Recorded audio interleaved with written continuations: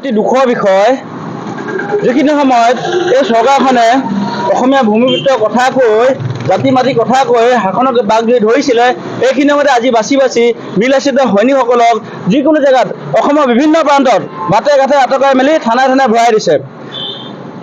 আমাৰ দুলীয়াজানত যোনটো অৱস্থিত তেল ডিপু অভিযুক্ত তেল ডিপু বুলি কৈছোঁ, অভিযুক্ত তেল ডিপু যিখিনি কৰ্মকাণ্ড আগন্তুক দিনত চলি আছিলে সেইখিনি অসমৰ ৰাইজে এতিয়ালৈ গম পায়।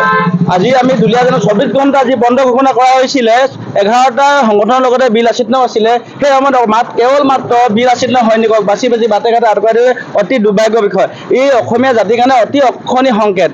কিন্তু এটা কথা আমি বাৰে বাৰে উনুকিয়াই আছোঁ, সকীয়াই দিছোঁ, অনাগত দিনত যদি আমাৰ সৈনিকবিলাকক এনেকৈ ধৰি যিকোনো শক্তিৰে ধৰি কেনে আমাক দবাবলৈ বিচাৰে, সেই দবোৱা শক্তিটোক আমি উখুৱাই দিবলৈ সাজু আছোঁ।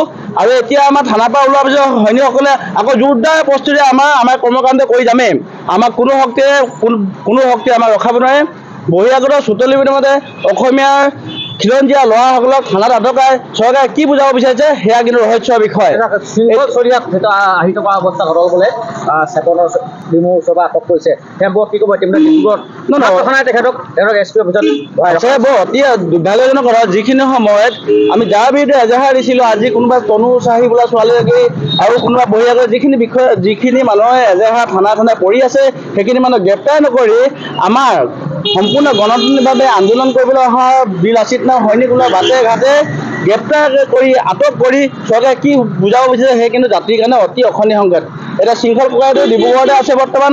আমাৰ বহুত সংখ্যক তেওঁলোক লখিমপুৰৰ পৰা আহিছে, ধেমাজিৰ পৰা আহিছে, ডিব্ৰুগড়ৰ প্ৰায়খিনি সৈনিকক য'তে ত'তে আটকাই মেলি এনেকৈ থানাই থানাই ৰাখিছে। এতিয়া আমি বৰ্তমান আছোঁ ডিব্ৰুগড় নালিয়াবলৰ অৱস্থিত গাবৌবাটা আউটপোষ্টত। তাতো আমাৰ বহুত সংখ্যক সৈনিক এতিয়াও ভিতৰত বহি আছে।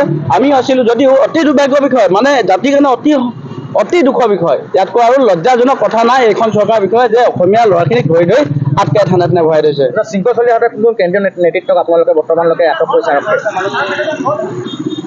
এতিয়া কথা হ'ল কি, এই হিচাপটো দিবলৈ ভুল হ'ব। আমাৰ যিকোনো প্ৰান্তত কেন্দ্ৰীয় তেখেতৰ সৈতে কাক লৈ অহা হৈছে?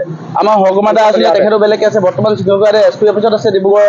আমাৰ ভালেকেইজন সৈনিক এইখন পথত আছে। এনেকৈ কৰি ভালে সংখ্যক এইফালে তিনিচুকীয়াতো ধৰিছে, দুইজান ধৰিছে, মৰাণত ধৰিছে। মানে আমাৰ প্ৰতিখন জিলাতে আমাৰ সৈনিকক আটক কৰা এটা ষড়যন্ত্ৰ ৰচনা কৰিছে, যাতে আমাৰ সৈনিকে আমাৰ প্ৰতিবাদটো আমি কৰিব নোৱাৰোঁ।